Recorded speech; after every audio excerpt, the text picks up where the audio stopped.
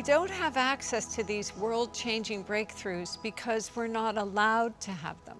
Virtually every solution we found has been made illegal or suppressed, often violently. Maxwell's been imprisoned and tortured to try to get his secrets, and he and his first partner, before Genius, were both poisoned. Maxwell's still recovering from it, and his partner died. One of the painful reality I have seen in energy is this is a very dangerous game altogether. Yeah, especially free energy, because as I said, if they can try to kill it using professional people, and that has happened to me. I went through a lot, poisons, like I'm saying right now. I'm fighting it.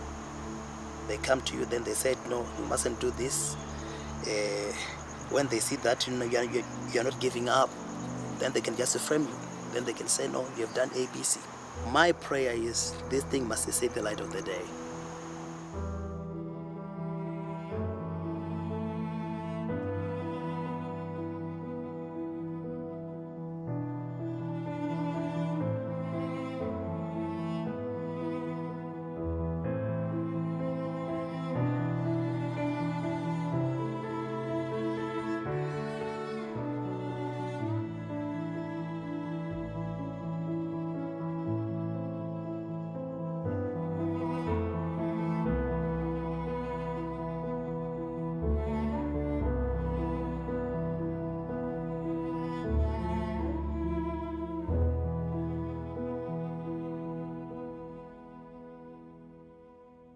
Innovators in any one sector often think that theirs is the only one being curtailed. That's not our conclusion. Dr. Young, whose non-pharmaceutical healing treatments were simple and effective, has also been imprisoned. This is the spot where I was arrested. So I had 13 counts of fraud, 12 counts of practicing medicine without a license, and 1 count of conspiracy. I was found guilty on 2 charges of practicing medicine without a license. So out of those 320 clients, I was found guilty on practicing medicine. The one was changing an IV, and the other one was removing an IV bag. So that's what I'm guilty of. The sentence was the most extreme. It was 3.7 years. On our way to see Dr. Young, we randomly stopped at a coffee shop where we met a woman who had worked with him at his ranch. In my first week there, I delivered a plate of food to a resident in one of the trailers, and I remember seeing he had a tumor on the back of his head. After about a month or 2, he had checked out. He was ready to go home, and there was nothing but a smooth piece of gauze there, like it had just melted away. I remember just looking through the news one morning and seeing an article about a doctor from Valley Center who had been arrested or who was on trial, and when I clicked on it, I couldn't believe who it was. It just seemed, it makes me feel a bit emotional, actually. It seemed very wrong for somebody who just wanted to heal and help people to be put through that.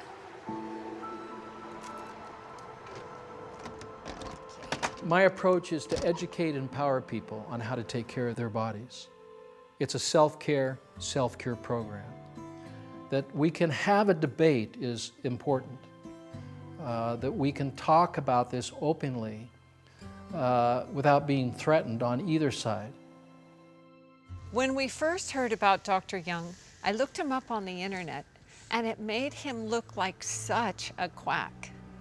I called my friend who had initially turned me on to him to say, what's up with this guy? And he said, look, I traveled with him for a year and watched a lot of people, including my mother, heal from stage 4 metastasized cancer. You have to check him out. It's totally humbling to see how impactful it is when slander is used to marginalize these breakthroughs. Even I fell into it. And I've been slandered myself. So why, and by whom, are these innovations being suppressed? Is this just random bullying and corruption? According to our research, transformative breakthroughs in every sector are being systematically stifled in order to centralize authority. In our previous Thrive film, we detailed our conclusion that this suppression is the result of a well-organized agenda that is carried out through systems put in place at the highest levels of banking, government, medicine, food, energy, and information.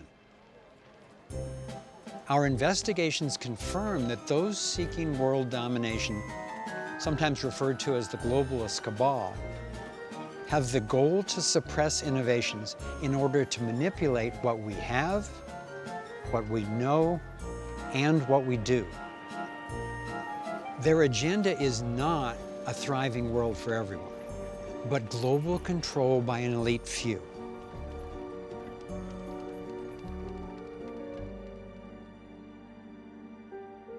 In Thrive 1, we presented over 60 controversial facts detailing the structures and the strategies by which this agenda for control is being implemented. Not one of these facts has been successfully disputed. The globalists' intent is to take down America and any other powerful country in order to establish essentially a universal banking corporation to rule the world.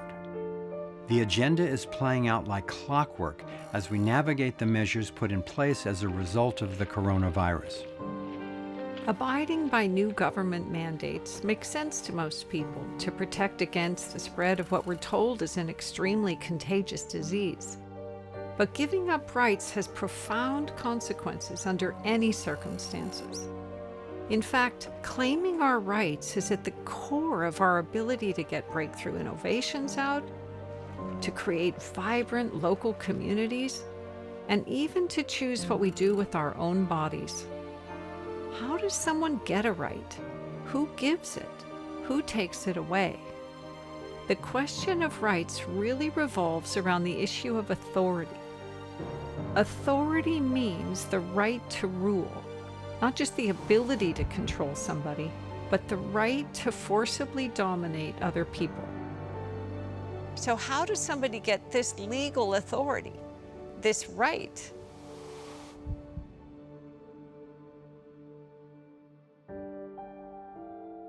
If I, as a single human being, can't legally stop you from taking a medicine that you believe will help you, then why and how does a government official claim the right to do it? There's both a rational and a moral incoherence here. If I don't have the moral right to do a certain thing, and my neighbor doesn't have the right to do it either, how could we possibly have given somebody else, government or anybody else, the right to do it? Morality doesn't work that way. If it's wrong for me and him and him and him and him and him, it's wrong for anybody, including government. Even if they have constitutions, even if they have elections, even if they call it legislation, it's still wrong. You can't make something bad into something good by doing a bunch of weird pseudo-religious rituals and calling it law. It's still wrong. The majority of people who enable authoritarian injustice are not trying to be bad, but they've been taught to believe that obedience is a virtue, that paying your taxes is a good thing, that obeying the law is a good thing. And so you get a bunch of well-intentioned, decent people accidentally enabling evil because ruling classes don't pay for themselves. They don't fund themselves. You would never convince people to reach in their pockets and come up with the money to go invade 7 countries in the Middle East. It would never happen without the notion of centralized authority as a state, as an authoritarian government.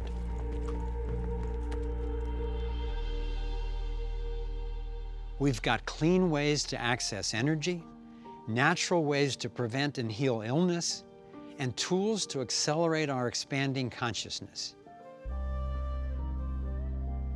And yet I believe unraveling this belief in authority holds the most important key to our survival.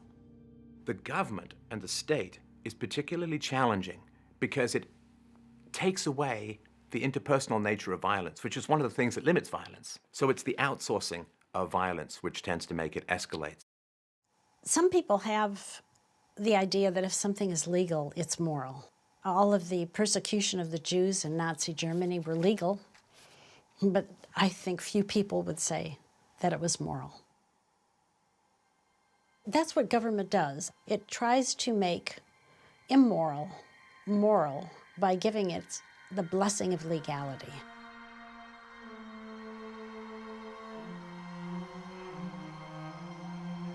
More than 200 million people were killed just by their own governments, not even counting war, in the last 100 years. And obviously that's not what proponents of government want.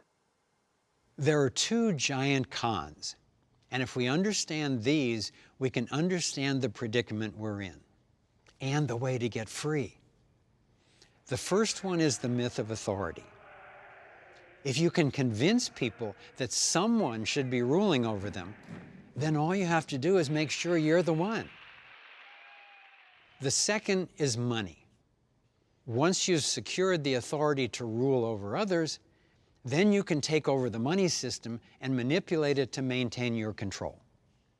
With a monopoly on force, which governments have, and the ability to tax and to print money, a small group can potentially take over everything and everyone.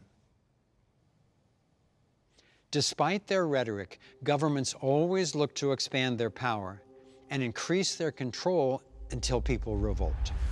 And when a revolution brings a new regime into power, it's not long until that regime begins to expand that power until the cycle just repeats all over again. Replace, expand, revolt, repeat. Across the globe, people are frustrated and protesting. And they're frustrated with protesting. From Occupy, the Yellow Vests, and Hong Kong, to Venezuela, Brazil, China, Brexit, the United States, and countless others. What is the resolution that's missing?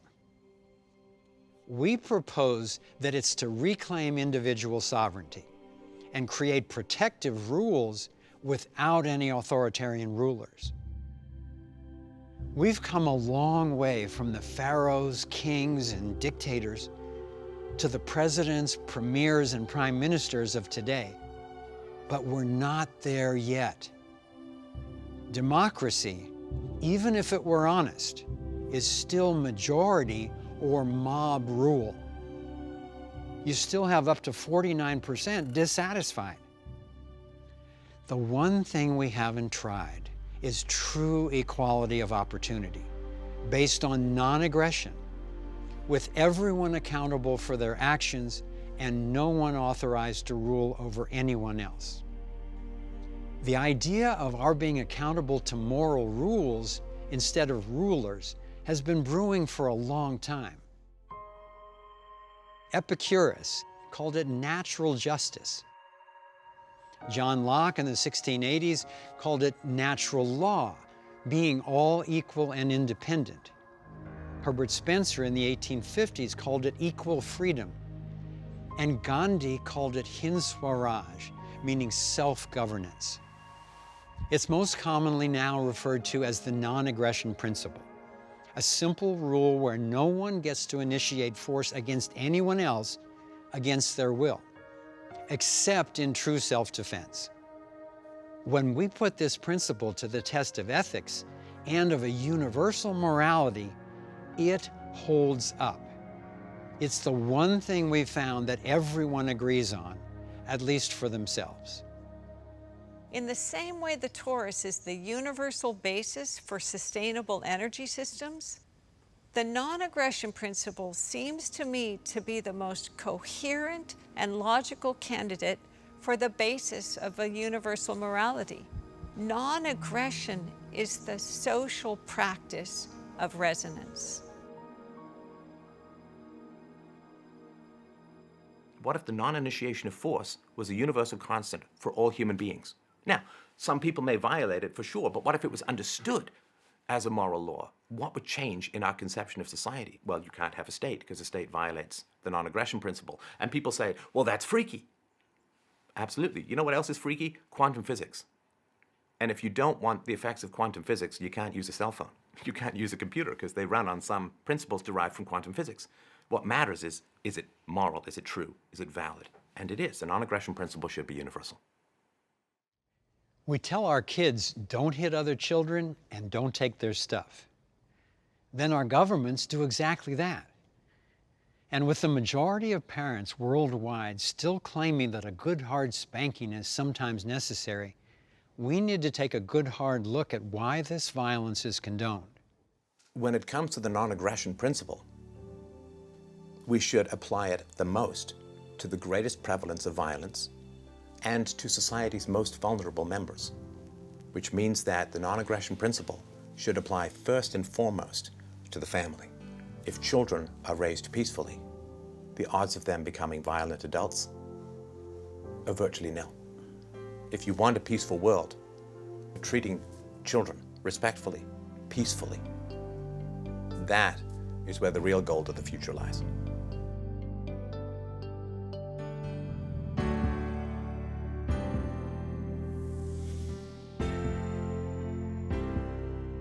The supposed legitimacy of some people having rights that we don't all have is so pervasive, so unquestioned, so woven into the fabric of our lives that to unpack it, let alone transform it, really requires shaking things up. It was my grandmother Amelia who taught me about critical thinking. She said, you have to be able to try on an idea like you try on an outfit in the store. You don't have to buy it. You can even take it home and then later return it. Well, she lived to be 103 and said there is no way she could have navigated all the changes that happened in her lifetime if she hadn't learned how to suspend disbelief and temporarily hold conflicting views long enough to determine the highest truth. So I've done that with the issue of unequal rights, the basis of authority. And the highest truth I've come up with is that equal individual accountability is the cornerstone of freedom and thriving. In fact, I believe integrity is to a person what resonance is to the field. The definition of integrity is the state of being whole and undivided, unified. Self-ownership is sort of a shorthand way to describe a very basic principle that almost everybody just understands instinctively. To say I own myself, it might sound a little bit schizophrenic, like I'm a table or something. But ownership means to have the exclusive right to decide what is done with something. And so when I say self-ownership, I just mean I get to decide what's done with this and what's done with my mind and my body and my time and my effort. And the same is true of every other individual. So most people instinctively grasp the concept of consent. And we all know that, but we're taught that there's an exception when it comes to the law and authority and government. This is especially clear with measures imposed to track and address COVID-19, including increased funding for the rollout of 5G that empowers the Internet of Things to turn what we think of as appliances into tracking devices in our homes and schools. There are known adverse health effects, especially to children, of 5G, yet over 20,000 satellites are now set to blanket the globe, pulsing electromagnetic radiation from the ionosphere. The new 5G technology will also have millions of ground antennae, immersing people in a toxic sea of microwaves. If there's no voluntary choice, there's no self-ownership, no freedom. I'm not so sure that the reason for rolling out 5G is connected to profit per se, but when you talk in terms of dragnet surveillance and being able to dial into the frequency of an individual and to be able to target them in their own home and see them through steel and concrete from satellite 24 hours a day, we've taken electronic totalitarianism to its absolute acme point. Remember, Xenic technology has the potential to get us fast data transfer speed without these negative effects. A sovereign individual believes we own our own thoughts, our bodies, and the fruits of our labor. Being sovereign doesn't deny our social nature or our essential need and desire to care for one another. On the contrary, sovereignty is the foundation for all people having equal rights and equal opportunity. The drive towards centralizing authority over our lives shows up in every sector. In Thrive 1, we created a checklist of what the globalists would need to control to achieve their goal of complete domination. Let's check in on the status of that. With energy, we showed that this elite cartel already controlled oil, gas, coal, and nuclear, and were suppressing new energy because it would undermine their consolidation of power. We came to see that in each sector, there's an escape route from the matrix, a release valve for humanity. And it's always characterized by strengthening individual sovereignty, decentralizing power, and harmoniously aligning with the principles of the field.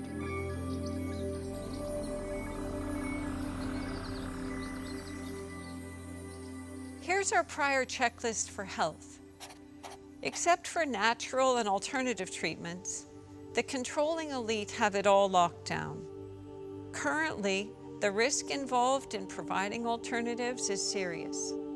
An inordinate number of holistic doctors in the US have died mysteriously in the last several years, many of whom were working on natural cancer treatments or exposing the link between vaccines and brain damage.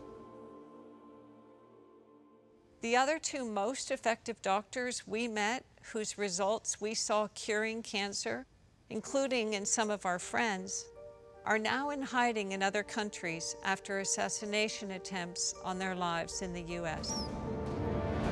Efforts to centralize continue.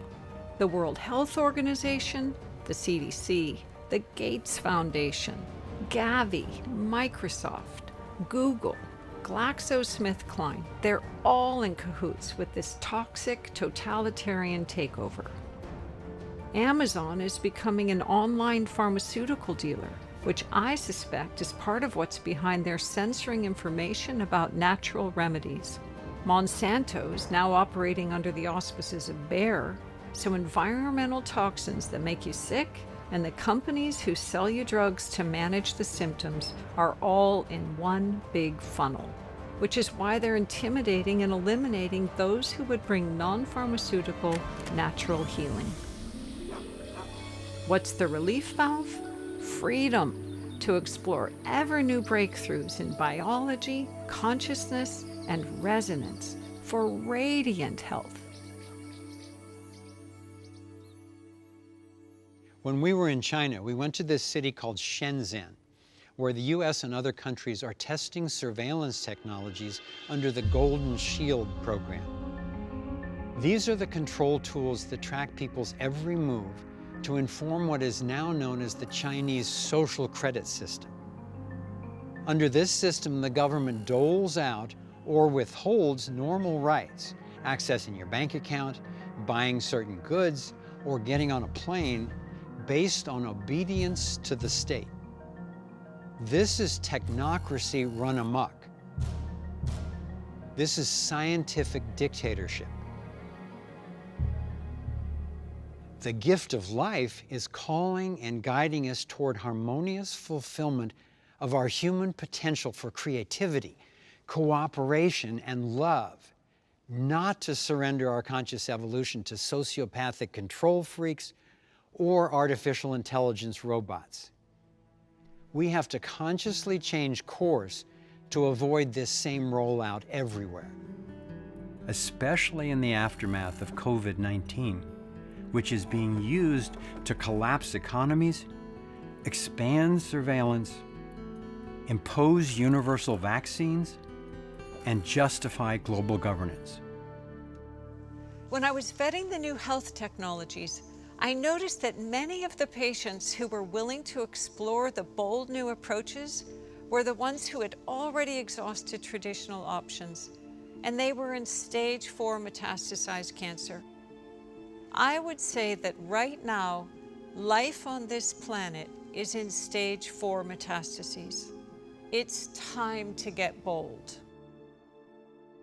When we dare to go deep enough down the rabbit hole to truly understand what is going on in the darkness behind closed doors, it empowers us with the information we need to solve the huge problems we face. There is light at the end of the rabbit hole. Everywhere there's a problem, there are people working diligently and effectively to solve it. People around the world are waking up to this issue of informed consent. And more cities and counties are banning the dumping of brain-damaging fluoride into their water supplies.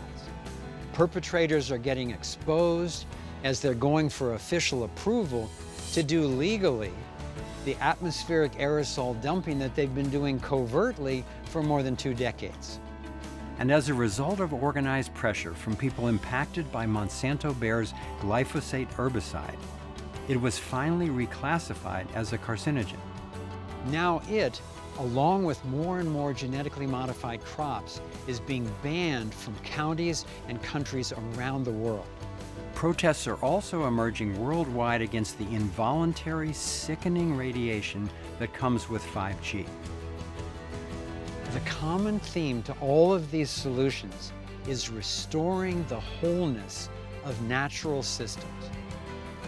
One of the most far-reaching actions we can take is to support organizations and countries working to establish legal rights for nature.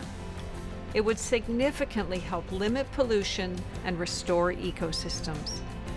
Of course, we all need to access resources from our environment to survive, but we can prevent the destruction of ecosystems in the process. And we need to. All life matters. Centralized money is pretty much the linchpin of the entire domination agenda. Primary perpetrators tend to be in the financial industry because it's the money that gives them the ability to control politicians, who control the military, who control people. They've almost completed their plan to have the entire world funneled through one debt-based fiat currency system.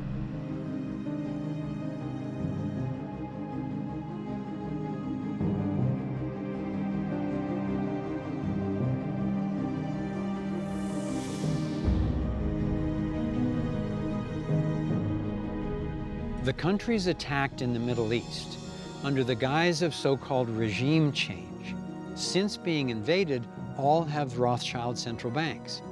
When General Wesley Clark returned to the Pentagon in 2002, after his retirement, he had a shocking experience.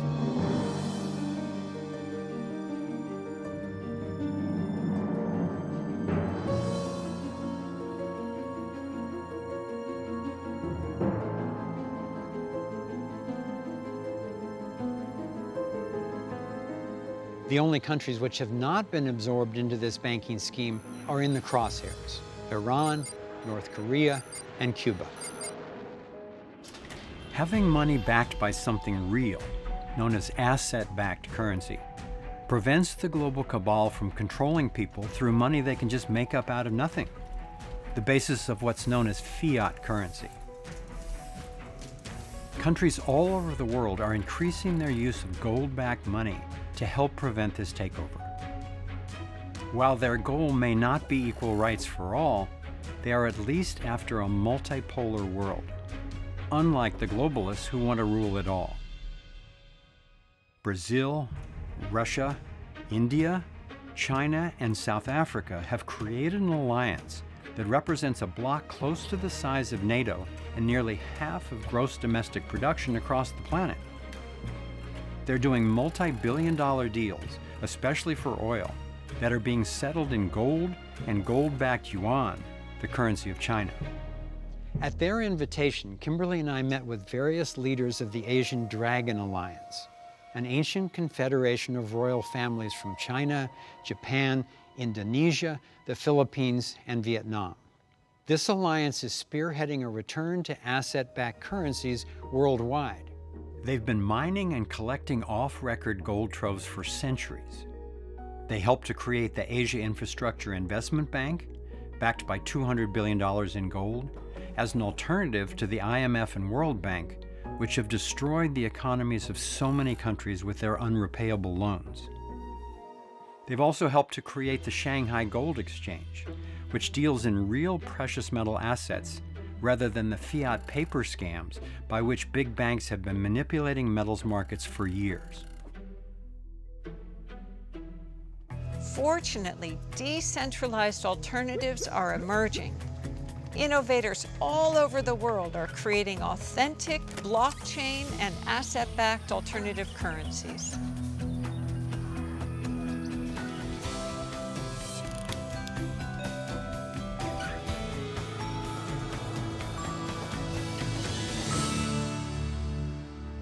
Constricting information through one centralized source is the antithesis of how the field works and how sustainable systems really work. Our education, media, and even our scientific inquiry are funneled through the same centralized control grid. Just as alternative technologies are being kept from us, so are alternative perspectives. One curriculum taught, one scientific worldview accepted. Left and right media are essentially owned and sponsored by the same handful of companies, and censorship is ramping up daily. What's being censored? The people and content that would empower us as individuals with information and tools that support our freedom. The ultimate empowering of individuals happens with information. The unified field itself is essentially an information transfer system at every scale. Constant feedback is what enables any system to thrive, be it a body, an organization, an ecosystem, or a civilization. The battles of everyday people have so far kept the internet open and free enough that countless truth media sources are becoming available that are beyond partisan politics in their authentic search for facts, evidence, and common sense. The following of many of them is rivaling and surpassing that of so-called mainstream news. As effective as the consolidation has been, there are many areas where the agenda is being revealed and people are refusing to tolerate it. So far, we've been effective against governments and corporations who try to get RFID chips into our bodies, by which they could further track and control us. There are growing movements to expose pedophilia rings and stop child sex trafficking in Canada, the Netherlands, Australia, Belgium, the UK, the US, and elsewhere. In addition to the horrific abuse of innocent children, these networks are used by the cabal to get photos of influential people engaged in sex with minors, which they use as blackmail to keep the control agenda in place. Also on the progress list, even before the closing of schools in the 2020 pandemic, there were already increasing educational options to replace the mandatory indoctrination of traditional government schools. And through the hard work and tenacity of independent journalists and truth seekers, marginalized topics are now beginning to go mainstream. Even the New York Times, CNN, and the Vatican have all finally confirmed that yes, there are videos and other official sightings of UFOs, and that whoever is making these ships has capabilities way beyond anything in the known military fleet. There's a whole fleet of them. Look on the ASA. My gosh. They're all going against the wind. The wind's 120 knots to the west. Look at that thing, dude. This was extremely abrupt, like a ping pong ball bouncing off a wall. The ability to hover over the water and then start a vertical climb from basically 0 up towards about 12,000 feet and then accelerate in less than 2 seconds and disappear is something I had never seen in my life. While we are making progress on many fronts, the reality of our global interconnectedness is very different from a global government. A global government would need to get all of us to financially support it. Fear of a global pandemic can increase people's willingness to buy into this global authority. Anyone concerned about the risks of forfeiting rights is shamed for not caring about the health of their fellow citizens. Just like anyone questioning the science behind the failing global warming models or mentioning the obvious role of the sun is condemned for not caring about the environment. As we laid out in Thrive 1, the globalists' end goal is to centralize law, money, and police enforcement into one totalitarian command structure, with energy as its control currency. This centralization goes by many names: Agenda 21, 2030, global governance, the New World Order, all under the guise of the Rothschild-Rockefeller-created United Nations.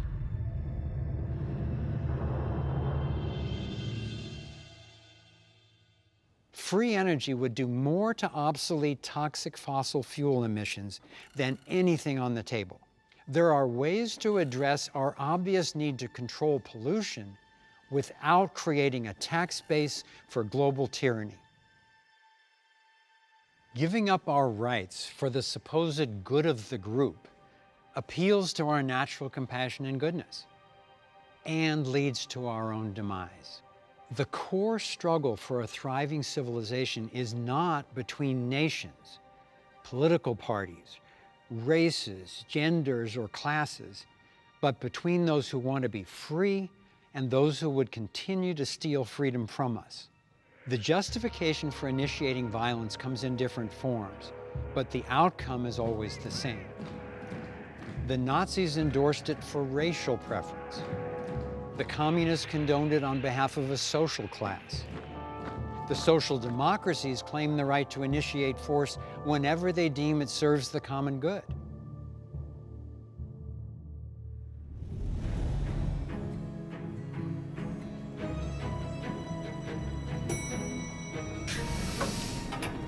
By giving up our authority and allowing ourselves to be controlled by unethical policies instead of rational moral principles, we find ourselves in a situation where energy's controlled, health options are inadequate, media's censored, money's centralized, education's limited, and now our ability to control our own businesses, our property, and ourselves is at stake. The definition of socialism is government taking over the means of production. That means all products and services, transportation, education, manufacturing, food, agriculture, media, energy, money, healthcare, and more. In recent times, it's democratic socialism that's touted as the system by which most people will be cared for and prosper. But systems based on unequal rights will never meet the needs of most people in the long run. It doesn't work that way. Millions of people throughout the United States and all over the world rely on government for their basic needs. The point isn't to abandon these people. It's to develop strategies for transition to a free world that empowers them. Instead of additional taxes, which social democracy relies on, why don't we require that our tax money be redirected away from wars of aggression to provide goods and services to those who genuinely need them, along with training that could empower those who can to become independent? More than 100 million people were starved, tortured, and killed under the socialist regimes of Hitler's Germany, Stalin's Russia, Mao's China, Pol Pot's Cambodia, Kim Jong-un's North Korea, Chavez's Venezuela. This isn't what social democrats want, but as Chairman Mao said, relinquishing our self-rule and freedom to innovate into the hands of government is the stepping stone to communism, where instead of just controlling everything, the government also owns it. Pro-socialists of any age either don't know about this or they somehow believe this time it will be different. Promising to provide free health care and services for those in need with money from wealthy people is how all the socialist regimes started. History proves this. Clearly, there are a ton of people in need on our planet. Empowering them with long-term, self-sustaining solutions, that's our real challenge. It's not a problem of just lacking enlightened leadership. The fundamental violation at the basis of socialism is a fatal systemic, moral, and economic flaw.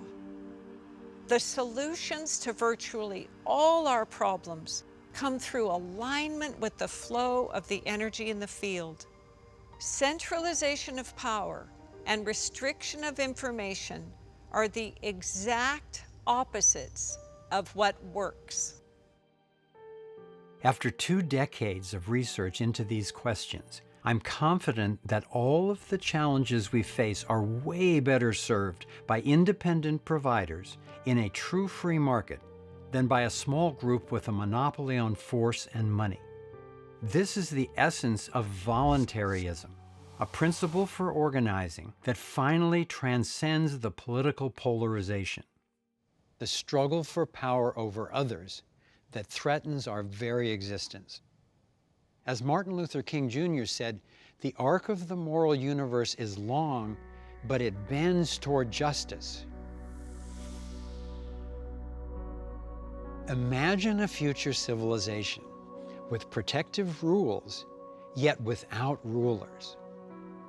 With no authoritarian rule of government, imagine what goes away. Imagine it.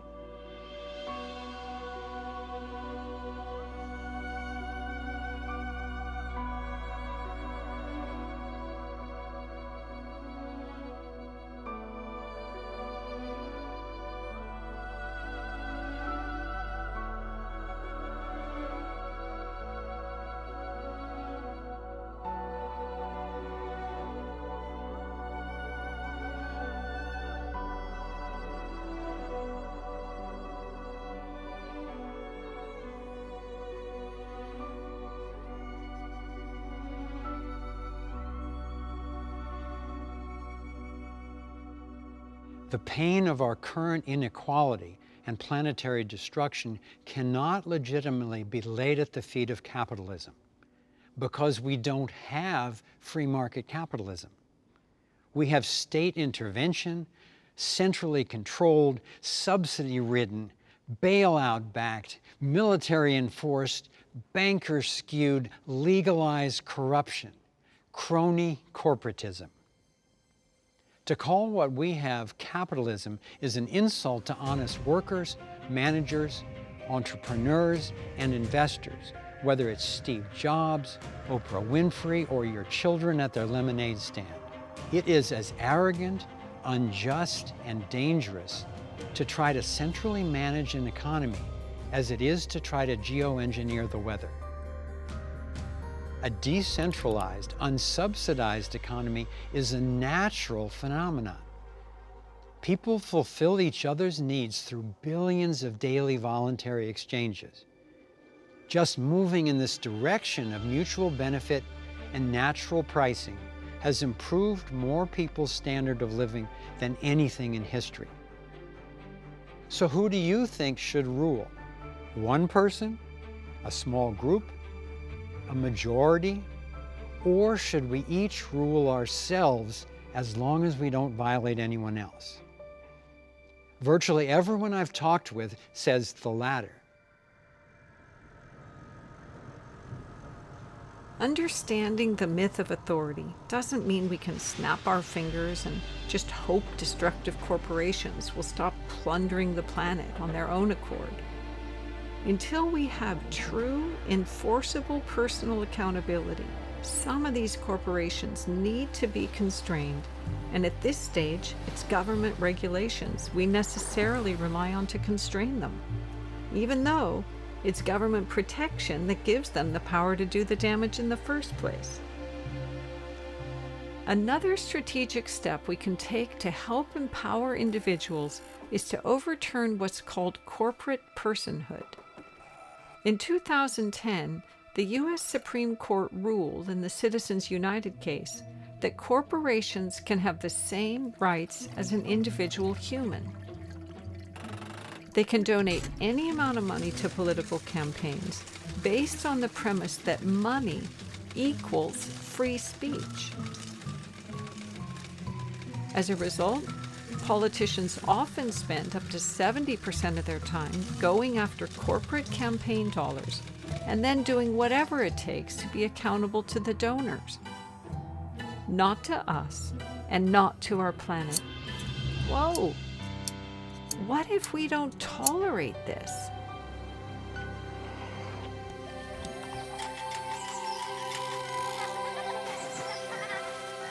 The non-aggression principle does not count on good behavior from everyone. Quite the contrary.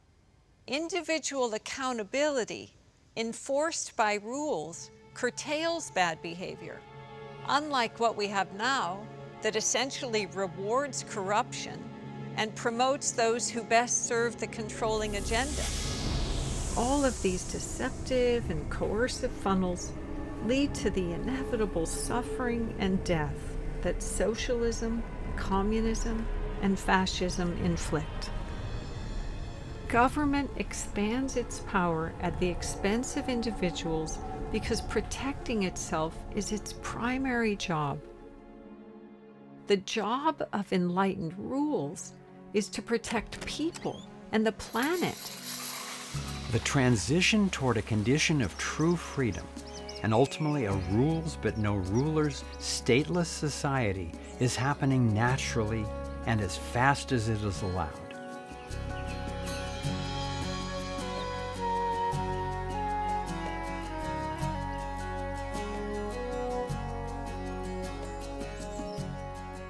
In the United States, already over 90% of civil cases are resolved through alternative dispute mediation rather than the government courts.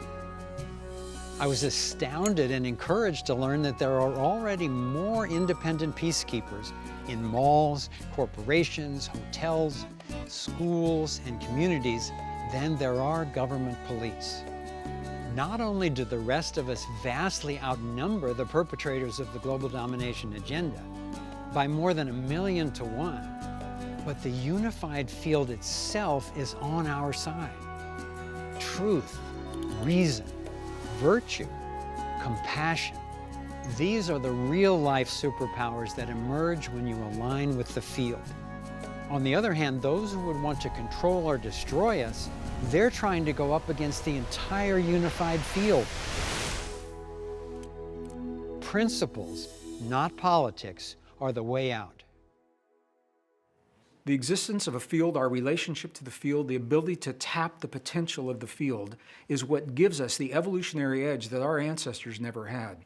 The edge to not only survive, but to thrive in the existence of the new world that's emerging, the new world that you and I are designing because now we know about the field.